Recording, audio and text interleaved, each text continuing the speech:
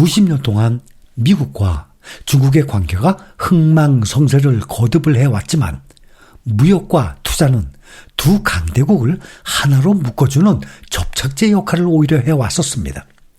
오늘날 두 나라 사이의 경제적 관계가 틀어지면서 미국과 중국은 무역을 넘어서 이제는 냉전으로 치닫고 있고 두 나라 모두 자체 블록을 형성하려고 하면서 갈등이 심화되거나 또 군사적 긴장이 고조되고 있습니다.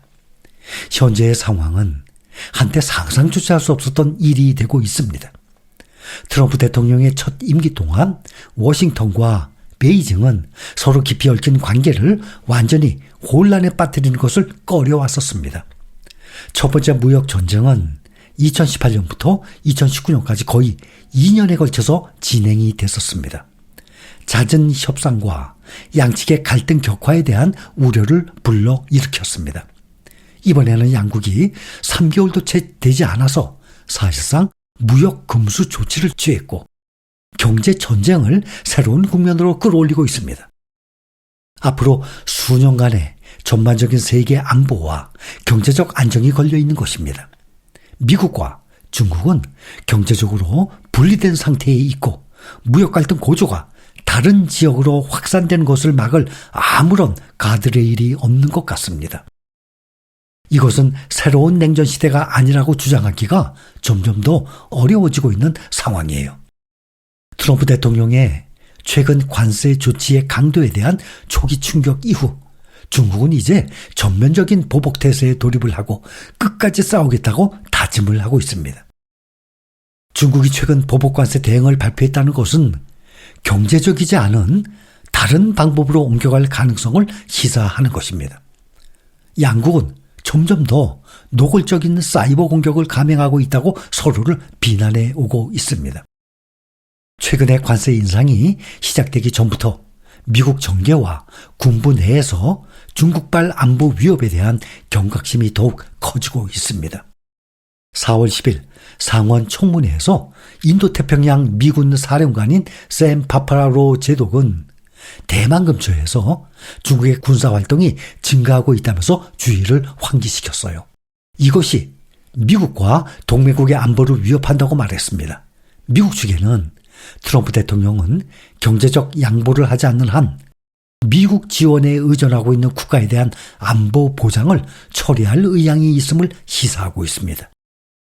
무역을 넘어서 격화될 위험이 고조된 배경에는 태평양 양측 고위 관리들 간의 효과적인 소통 부족이 있다는 것입니다.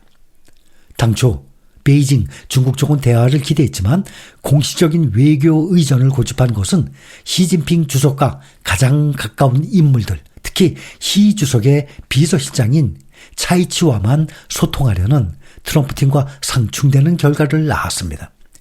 차이치의 비서실장, 이 업무에는 워싱턴의 핵심 관심사인 사이버 보안이 포함이 됩니다.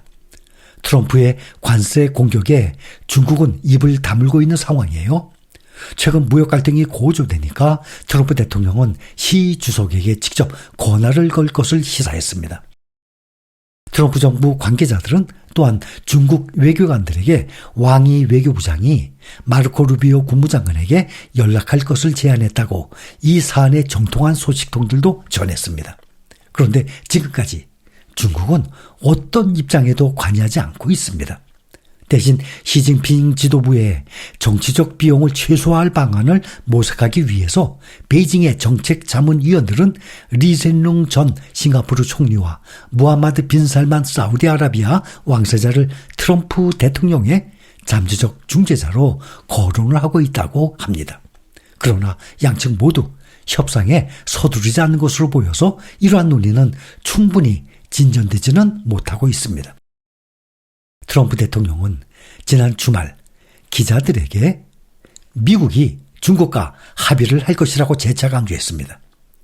우리는 매우 좋은 회담을 몇 차례 가졌습니다 라고 말했지만 자세한 설명을 피했습니다. 시간이 충분하다고 생각합니다 라고 덧붙이기만 했습니다.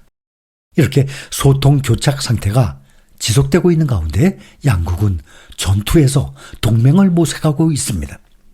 트럼프 행정부는 현재 중국을 고립시키기 위해서 수십 개국과 협정을 체결하려 하고 있습니다.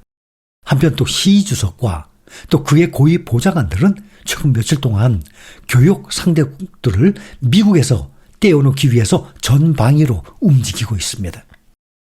트럼프 행정부는 미국이 부과하는 관세를 인하해주는 대가로 70개국 이상의 압력을 가해서 중국이 이들 국가를 통해서 미국 시장으로 상품을 운송하는 것을 금지하고 중국의 투자를 제한을 하고 값싼 중국 제품이 이들 국가 시장에 넘쳐나는 것을 막을 계획입니다.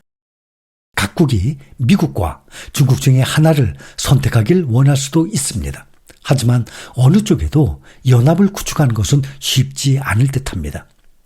중국의 제조업 과잉의 문제가 많은 국가들을 적대시하고 있지만 특히 중국을 가장 큰 무역 파트너이자 투자 원천으로 여기는 아시아 국가들, 그중에 일부는 미국으로 완전히 전환하는데 어려움을 겪고 있습니다. 시진핑 주석의 최근 동남아 시장 순방은 이 지역이 베이징과 워싱턴의 주요 전쟁터로 떠오르고 있음을 보여주는 거예요. 시진핑 주석이 하노이에 도착하기 일주일 전에 베트남의 국가 주석이 트럼프 대통령과 미국의 관세 철폐를 위한 협상을 논의하기로 합의했어요. 트럼프 대통령은 이 통화를 매우 생산적이었다라고 표현했습니다. 역시 공산주의 통치하에 있는 베트남은 최근 몇 년간 미국과의 경제적 관계 개선을 추진해 왔습니다. 시진핑 주석이 베트남 국빈 방문을 준비하던 와중에 이 전화 통화가 이루어지니까 중국 쪽에서는 불쾌했다고 합니다. 시진핑 주석의 방문이 끝날 무렵 중국과 베트남은 전략적 파트너십을 더욱 강화하겠다고 약속을 하는 공동 성명을 발표했는데 구체적인 내용은 아직 밝히지 않았습니다. 이는 베트남이 한쪽을 편애하지 않고 선택의 폭을 넓혀두고 있음을 시사하는 것입니다. 또 중국 공세에 대한 또 다른 초점은 유럽입니다. 유럽은 지금 트럼프가 우크라이나에서 러시아의 전쟁을 처리하는 방식에 경각심을 갖고 있는 상황입니다. 중국은 지난 4년간 세계 무역기구 주재 중국 특사를 지낸 사람을 수석 무역협상가로 임명했습니다. 중국과 미국 간의 의사소통 교착 상태가 지속되면서 워싱턴은 중국 기업이 미국 기술에 접근하는 것을 더욱 제한할 가능성이 높아요. 현재 진행 중인 경제적 분리 추세를 해소하는 것이 더욱 어려워질 것입니다. 국무부의 전직 중국 정책 고문이자 현재 조지타운 대학교의 겸임 교수인 라이언 페다시크는 상무부가 이미 무역 목록에 있는 중국 기업의 자회사를 블랙리스트에 올려 수출 통제를 크게 늘릴 수 있다라고 말했어요. 페다시크는 자회사를 블랙리스트에 올리면 미국 수출 통제를 받는 회사의 수가 급격히 늘어날 것이라면서 관세로 인한 분리 현상이 앞으로 더욱 가속화될 것이라고 말했습니다. 외교정책 전문가들은 경제 전쟁이 계속 심화가 되면 양측 모두 상대방을 공격하기 위한 수단을 확대할 가능성이 있다고 말합니다. 워싱턴의 싱크탱크 스팀슨 센터의 중국 프로그램 책임자는 지금 우리가 목격을 하고 있는 것은 역사상 가장 큰 무역전쟁입니다 라고 표현을 했습니다. 현재 진행되고 있는 무역전쟁이 다른 영역으로 확대될 위험은 상당히 높은 상태입니다.